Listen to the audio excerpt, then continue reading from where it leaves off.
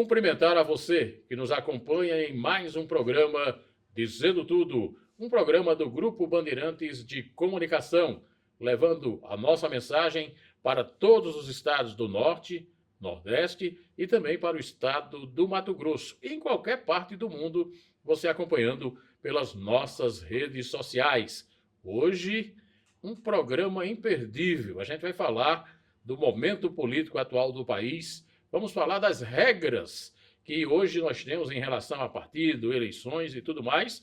E eu não poderia deixar também, já que é um tema mais do que atual, de falar da escolha de ministros, do tempo de mandato, se deveria ser como é hoje, essa coisa vitalícia, até os 75 anos. E o nosso convidado é um dos grandes nomes do direito em nível de país, ele que é advogado, consultor, empresário e presidente do Instituto Nacional de Desenvolvimento Econômico e Social, o INAD. Estou falando do Dr. Jean Pierre, esse mato-grossense do Sul, que está conosco no programa de hoje. Primeiro que tudo, amigo, a alegria de reencontrá-lo, de tê-lo conosco aqui no Dizendo Tudo. Um grande abraço e muito obrigado por atender o nosso convite. Napoleão, uma grande satisfação estar aqui contigo, nesse programa prestigiado que você tem. Agradeço o convite para essa oportunidade, nós debatemos temas tão importantes como esse. Perfeitamente. De 2018 para cá, a gente teve um acirramento, digamos assim, no debate político e no embate político no país. Há hoje uma divisão caracterizada aí entre direita e esquerda, né, a partir do presidente Bolsonaro, do ex-presidente, e também do próprio presidente Lula. Como é que você tem visto esse momento político? É uma coisa salutar? Cresceu o debate político ou a coisa virou time de futebol? É Flamengo contra Vasco, Corinthians contra Palmeiras, doutor Jean? Veja, Napoleão, eu entendo que o debate político ele é princípio da democracia, né? Ele é sempre muito importante. Ocorre que, nesse momento, esse contexto que nós vivemos no Brasil, eu percebo que não há um debate de ideias. Nós precisamos de um debate de ideias, e não de um debate político-eleitoreiro. Nós vivemos hoje um contexto de polarização, né? Isso está muito claro para todo mundo. Entretanto, nos trata de uma polarização salutar. Ela não é uma polarização de ideias, porque a polarização de ideias, de princípios, de ideologias, ela é princípio e conteúdo próprio da democracia, como deve ser. Mas, infelizmente, o que nós vemos hoje é uma polarização político-eleitoreira que eu entendo que não serve ao país, né? Que não é saudável para o país. Nós vivemos uma polarização ligadas, como você mesmo falou, uma espécie de fla-flu, né? Que é uma expressão que a gente usa no futebol, de modo que as pessoas não se aprofundam em conteúdos para debater. Então, eu gosto de um e não gosto de outro. E uma coisa que eu lamento muito, Napoleão, é que hoje, no Brasil, as pessoas, a grande maioria do eleitorado, ele tem votado por exclusão. O que eu quero dizer com isso, Napoleão? Eu voto no presidente Lula porque eu não gosto do Bolsonaro e da equipe dele. Ou vice-versa, né? Ou vice-versa. Eu gosto do bolsonarista porque não gosta de Lula. Muito prejudicial. Nós deveríamos votar naquele que nós entendemos como o melhor e não no menos pior, que é o que está acontecendo hoje. Nessa linha, essa coisa, essa festa, essa farra que a gente tem hoje, só registrados algo em torno de 30 partidos no país. E agora, quando a gente teve a data da desincompatibilização e da mudança partidária, a chamada janela partidária, eu vi gente que era de um partido de centro, de repente, para buscar uma reeleição mais fácil, ele vai para o PCdoB, o cara que era de centro. Como é que está essa farra partidária no Brasil? Isso é positivo, isso é salutar, isso é democracia? Ou, na verdade, programa partidário não existe, doutor Jean? Veja bem, Napoleão, eu entendo, nós temos hoje, eu vou chamar de sigla partidária, nós temos hoje aproximadamente 36 siglas partidárias, Napoleão, de maneira que eu me pergunto, como você bem falou, né, você usou a expressão farra de partidos políticos, eu fico me perguntando assim, qual é a diferenciação, qual é a diferença que existe entre ideologias e conteúdo programático partidário para que a gente tenha, né, 36 siglas partidárias hoje no Brasil. Bom, nós, pela própria Constituição, nós temos o multipartidarismo como princípio, né? Ou seja, todo aquele que consegue arregimentar um número mínimo de votos tem direito de fundar a sua agremiação política, né? Partidária, né? Agora, como você bem citou, Napoleão, fica muito claro para mim que os políticos não estão ligados e vinculados, com raríssimas exceções, aos seus partidos em razão de conteúdo programático e de ideologia. Ou seja, isso está muito ligado à conveniência. Então, eu saio de um partido dito de esquerda, porque eu entendo que, pelo princípio realmente histórico, aquela coisa da esquerda europeia, né? Nós não temos aqui. O próprio presidente Lula outro dia acabou dizendo que não é de esquerda, né? Mas o candidato ele está num partido de esquerda, dali um pouco ele está num de direita, quer dizer, também pseudo-direita, porque alguns de direita se dizem liberais, mas não são liberais. São liberais no costume, mas não são liberais na economia e vice-versa. Então, eu entendo que, da maneira como está hoje, os partidos políticos têm sido usados como um balcão de negócio. Afora né? aqueles que são governo. Exatamente. Né? Exatamente. Tanto faz ser de esquerda como de direita. Exatamente. Ganhou a eleição, eles estão juntos, eles querem perfeito. ministério, eles querem secretarias, eles querem poder. Perfeito. Né? É isso, exatamente nesse sentido. Então, eu acho que isso não é salutar para o país, não. Em que pese a democracia ter esse princípio, né, da liberdade de criação de partidos, mas da maneira como é feito hoje não é salutar. O objeto da reeleição, e aí eu me lembro do deputado Mendonça Filho, ainda hoje deputado federal, foi ministro, governador de Pernambuco durante 10 meses, ele foi o autor da emenda da reeleição e perdeu a reeleição quando assumiu o governo de Pernambuco. Foi a primeira reeleição, na época de Fernando Henrique Cardoso. Como é que o senhor vê esse instrumento da reeleição, principalmente a questão do cargo executivo de prefeito, governador e presidente da República? Bom, esse é um tema bem interessante, Napoleão, que você coloca, porque, para mim, ele fica, de certa forma, ambíguo, no sentido do que eu vejo a reeleição, quando eu olho para a reeleição do ponto de vista do eleitor, dele ter a liberdade de continuar votando naquele em que ele acredita que é o melhor para o executivo, por exemplo, eu entendo que isso deveria ser um direito de fato do eleitor, porque quando você não tem a reeleição, você tolhe o eleitor de poder votar naquele que você acredita ser o melhor. Contudo, Napoleão, no Brasil, isso não tem sido salutar, e eu vou lhe dizer por quê.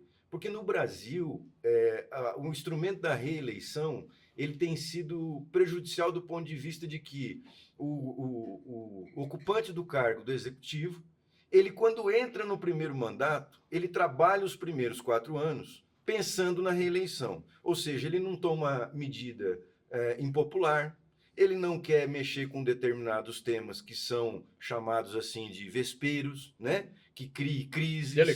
Delicados, sensíveis. De modo que é um projeto pessoal, não é um projeto do executivo, não é um projeto político.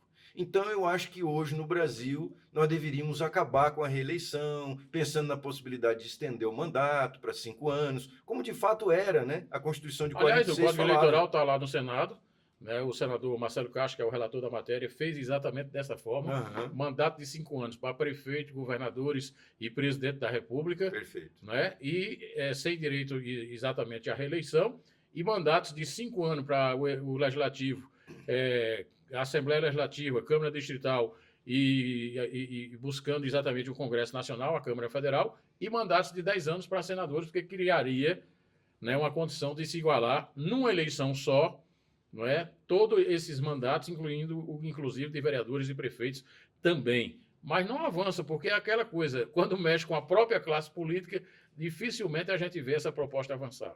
É difícil porque a gente está mexendo com o interesse dos próprios políticos, né, da classe política dominante, aquela que legisla em causa própria, né? Então, quando isso não lhes favorece, não lhes é conveniente, isso não avança. Mas eu entendo sim que hoje o mais salutar para o nosso país seria nós acabarmos com a reeleição, Napoleão, para os cargos, especialmente do Executivo, para que a gente pudesse ter cada mandato encarado como aquele em que o ocupante do cargo ele precisa deixar o legado dele nesses 5 anos. como foi previsto na Constituição de 46 e na de 88 também. E houve depois uma mudança para reduzir para 4 anos com a reeleição. Nós tivemos o objeto do fim das coligações, mas temos as federações partidárias. O eleitor, de uma forma geral, ele não entende muito isso e, às vezes, a gente vê as situações que, em nível nacional, você tem um posicionamento do partido. Por exemplo, o PP, em nível nacional, ele busca fazer oposição ao governo do presidente Lula. Aí você chega lá na Paraíba, o PP é governo, né, e quer exatamente o principal item, a reeleição do presidente Lula. Então, não fica um negócio muito complicado na cabeça do eleitor, doutor Gerardo? Fica sim, Napoleão. Fica um negócio muito complicado. Nós já falamos no início a respeito do enorme número de siglas partidárias que nós temos no país, que isso já causa um tumulto na cabeça do eleitor. E como se isso não bastasse, agora nós temos o Instituto Jurídico das Federações, que busca, digamos assim, por princípio jurídico, a gente entende que tem o seu fundamento, certo? Que seria a união de partidos com o mesmo objetivo, e aí a gente já acaba questionando a questão de partido, porque se está todo mundo com o mesmo, né, com o mesmo objetivo, com o mesmo princípio, para que a gente tem tanto partido?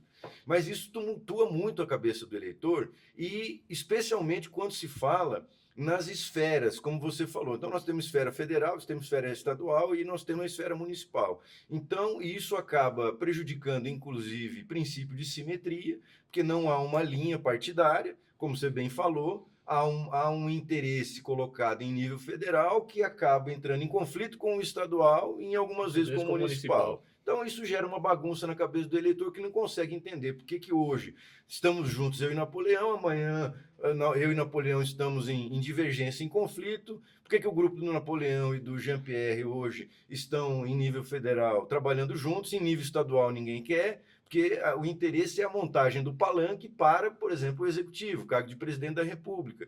Precisa ter, né, o palanque montado nos estados. Então, isso gera um tumulto na cabeça do eleitor que acaba não entendendo nada, né, do que está acontecendo, quem é que está com quem, qual é o princípio ideológico de cada um, e volto a dizer, isso não é salutar para o nosso contexto. Democracia, evidentemente, gera liberdade, gera autonomia, esse é um princípio. E, de repente, Jean-Pierre, um cidadão do Mato Grosso do Sul, ele pode tranquilamente ser candidato a deputado federal pelo estado da Paraíba ou por São Paulo. Eu não vejo problema nenhum nisso. Agora, o que eu imagino é o cara que tem um mandato eletivo hoje, por exemplo, pelo Mato Grosso do Sul, que é o seu estado, e de repente ele vai ser candidato lá, ele exercendo, terminando o mandato de deputado federal, por exemplo, ou de senador, ele quer ser candidato lá no Amapá, ou quer vir para São Paulo, porque acha que em São Paulo a farra é mais fácil para todo mundo se eleger. Como é que o senhor vê exatamente essa coisa do domicílio eleitoral para o detentor de mandato, aquele que já tem um mandato, deixa o estado para o qual ele foi eleito, para ir buscar um mandato num novo estado, doutor Gerardo? Napoleão, não vejo isso com bons olhos. Não vejo isso com bons olhos, como você bem disse, é um direito, né, do cidadão, ele pode se candidatar desde que tenha o seu domicílio eleitoral estabelecido, mas isso tem sido utilizado, como nós temos falado e aqui mais de uma vez, em conveniência. Isso tem sido utilizado de maneira a buscar conveniência. Então, se determinado estado tem um viés de eleitores que estão na minha linha, né? Aí eu vou para Santa Catarina, aí eu vou ser candidato em São Paulo, porque o estado de São Paulo é um estado grande, difundido, né? Então, as pessoas, os candidatos acabam buscando por conveniência, e eu acho isso muito ruim, porque por muitas vezes você está utilizando aquilo ali, o Estado, como mera conveniência política. Não tem conhecimento, muitas vezes, o candidato da história do Estado, da geografia, das cidades, da geografia, não sabe como é que né? dos costumes, e está utilizando o Estado por conveniência, né, para fins de eleição, porque acaba ficando mais fácil daqui e ali, e não vejo isso com bons olhos, não, Napoleão. Perfeitamente. Há uma outra situação hoje no país, isso também faz parte da democracia, que é, de repente, o cara sai candidato a deputado federal, com 2 anos ele vai disputar a prefeitura da capital do estado dele. Não deveria ter... Claro que a gente não poderia estar cerceando o direito e a liberdade de cada um de se candidatar, mas o cara foi eleito para um mandato. Por que ele não conclui esse mandato pela legislação, por conta da lei? E se tem exatamente esse direito de, na metade de um mandato, o cara ir buscar uma outra cadeira, um outro cargo, doutor Gerardo? Pois é, Napoleão, nosso sistema eleitoral hoje, ele dispõe que somente o ocupante do cargo executivo é que precisa renunciar ao cargo quando ele quer se candidatar para um outro cargo, certo? Ou seja, aqueles que ocupam o cargo do legislativo, eles não precisam renunciar ao cargo. Então, isso acaba promovendo uma cadeia de interesses escusos, de conveniência, né? Porque, veja bem, quando ele faz uma campanha para deputado federal, para vereador, para o senador, né? Ele está ali dizendo à população, fazendo promessas, e a candidatura é um compromisso, né, Napoleão, com o eleitor, com aquele que vota nele. Ou seja, então você hoje vota em mim para deputado estadual ou federal, acreditando que eu vou levar a fim, né, o meu projeto político, defender princípios, bandeiras, ideologia. Aquilo que você pregou na campanha. Exatamente, aquilo que eu preguei na campanha. E aí, por um projeto pessoal, que aí já não é um projeto político, é o meu interesse. Então, eu descarto o interesse do eleitor que votou em mim para poder fazer o quê? Para eu poder levar a cabo o meu interesse. Então, acho que isso é de muito prejuízo também para o nosso sistema eleitoral. Eu não vejo isso com bons olhos. Eu entendo que aquele candidato que se elege para determinado cargo, ele, uma vez eleito, ele deve ocupar e executar e cumprir aquele mandato até o fim dele. É como eu vejo. Perfeitamente. Aqui no Congresso Nacional, no Senado da República, a gente tem a figura do primeiro e segundo suplente de senador. E eu fiquei sempre na minha cabeça pensando, por que o primeiro suplente não é o cara que foi o segundo mais votado na eleição para a qual aquele senador foi eleito? Não é outra coisa também que a gente deveria mudar nesse país, doutor? Concordo muito contigo, Napoleão, porque a gente precisa entender que cargo público eletivo, ele tem como princípio a representatividade, né? Ele está representando o eleitor. Então, como é que acontece hoje, Napoleão?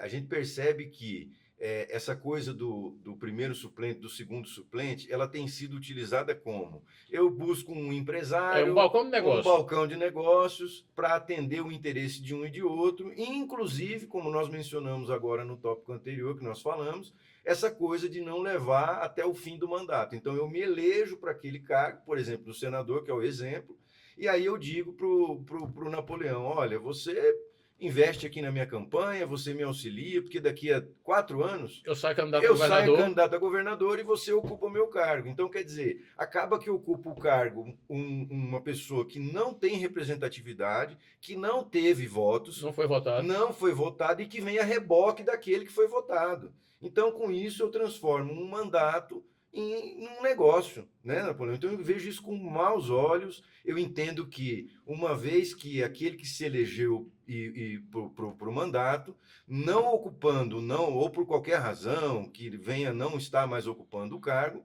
deveria ser aquele que foi votado também e que ficou em segundo, em terceiro lugar, porque aí nós estamos falando de representatividade, porque senão não tem legitimidade, né, Napoleão? O senhor falou em balcão do negócio, e agora eu me lembro daqui das emendas parlamentares. Lá no final dos anos 90, início dos anos 2000, nesse século, a gente tinha 1,5 milhão para cada deputado e não era impositivo. Se o cara era bem com o governo, ele conseguia liberar. Se ele não era, ele conseguia, às vezes, empenhar, mas muitas vezes não conseguia liberar.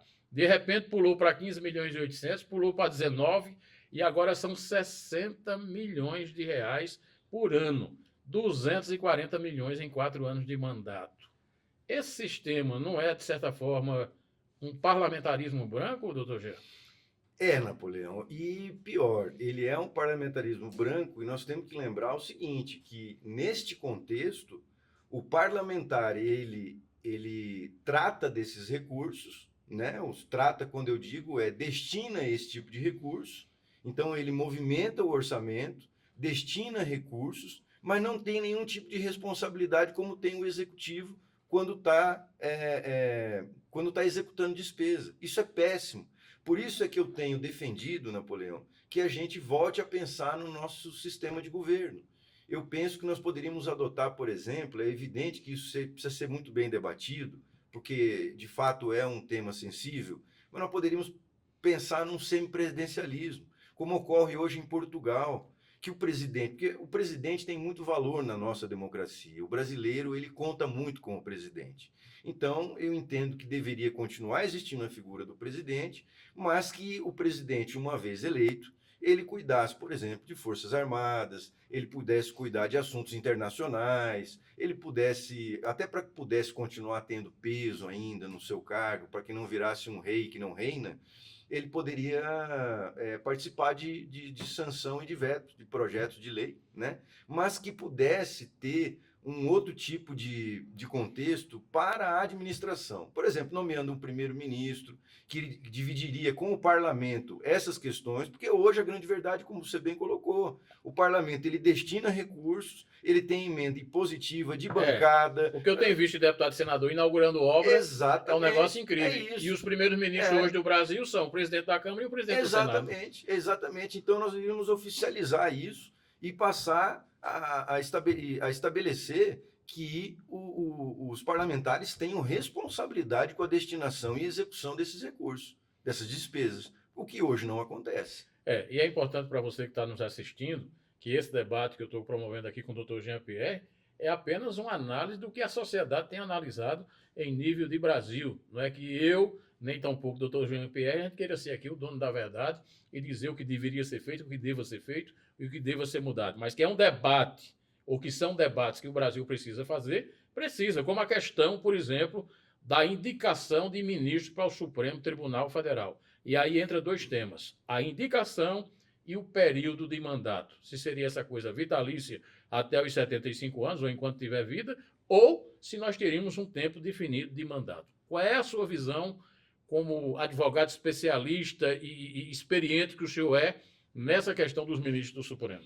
Napoleão, é um tema muito sensível, um tema espinhoso, mas eu vejo que seria importante que nós mudássemos essa sistemática. Eu acho complicado que, eu acho até que inegável, né, forçoso a gente concluir, Napoleão, que quando um ministro é indicado pelo presidente da República, ele acabe ficando vinculado, ele acabe ficando, talvez refém seja um termo, uma expressão muito forte, mas ele fica com aquela situação, como a gente ouve no meio político, ele fica com a estrela na testa. Pois é, e aí não quero nem botar essa pecha para o senhor, é para mim mesmo dizer aqui, a gente escuta lá nos corredores do Congresso, no Supremo, onde eu frequento, não, esse é ministro de Lula, esse é ministro de Bolsonaro, e o cara não é ministro nenhum dos dois, ele é ministro da República, é ministro da Corte Suprema. É isso que eu estou dizendo. Então você imagina, quando entra uma pauta, né, as pautas que vão para o nosso Supremo Tribunal Federal são de extrema importância, né, são ligadas a tema constitucional. Então como é que pode? Quando vai para lá você já vê jornalistas e estudiosos, né, dizendo, escuta, lá a tendência desse aqui é que essa matéria, como foi enviada por Lula ou foi pelo grupo político do Bolsonaro, é que passe ou que não passe. Isso é péssimo, quer dizer, é como se fosse um pré-julgamento, que a gente já entende o que vai acontecer, né, já visualiza um resultado de um julgamento, em razão de saber que, olha, lá tem 3 indicados por Lula, tem 4 indicados por Bolsonaro, ou vice-versa, né? Então isso é péssimo para o país. No meu ponto de vista, a gente acaba deixando em prejuízo a legitimidade dessas situações, desses julgamentos. Necessário se faz um debate e uma mudança em relação a isso. Uma mudança em relação a isso. Podemos pensar, por exemplo, no segmento da carreira da magistratura, né? Da mesma forma que há um concurso público para que um cidadão se torne juiz de direito e depois desembargador, depois um ministro do STJ ou do STF, né? Que a própria carreira, por merecimento e por tempo de trabalho, né, o magistrado pudesse chegar ao Supremo Tribunal Federal, ao Superior Tribunal de Justiça, por exemplo, e por aí caminharia, entendo que melhor. Eu acho que o processo seria esse. Eu acho que o ministro do Supremo ele teria que sair do STJ. Pronto. Depois de ter sido desembargador federal e depois de ter sido juiz federal. Pronto. E a gente não tem o que a gente tem hoje. Exatamente. Né? Às vezes o cara é advogado pessoal de um presidente da República, ou de um sindicato, ou de uma associação, ou de algum grupo, né, que tinha ligação com aquele presidente, e por conta disso, ou, pior ainda, terrivelmente evangélico, né, como um dos que Bolsonaro indicou, que disse exatamente essa frase. Doutor Jean-Pierre, o tempo passa rápido quando a gente fala de tantos temas como a gente pôde aqui falar. Uma alegria tê-lo conosco, vamos ter outras oportunidades, o convite estará sempre aberto para que a gente possa conversar com o nosso telespectador. Foi uma alegria enorme tê-lo conosco hoje. Eu lhe agradeço mais uma vez, fiquei muito feliz para a gente poder tratar de temas tão importantes para o nosso país, né? E especialmente contigo, que é um jornalista tão qualificado e que conduz tão bem esse tipo de encontro. Muito obrigado. Um grande abraço. A você, o nosso muito obrigado. Estou indo embora e não esqueça, é possível subir na vida falando a verdade. Só o poder de Deus é grande e é pelos humildes que ele é honrado. Um grande abraço e até o próximo programa, se Deus assim permitir.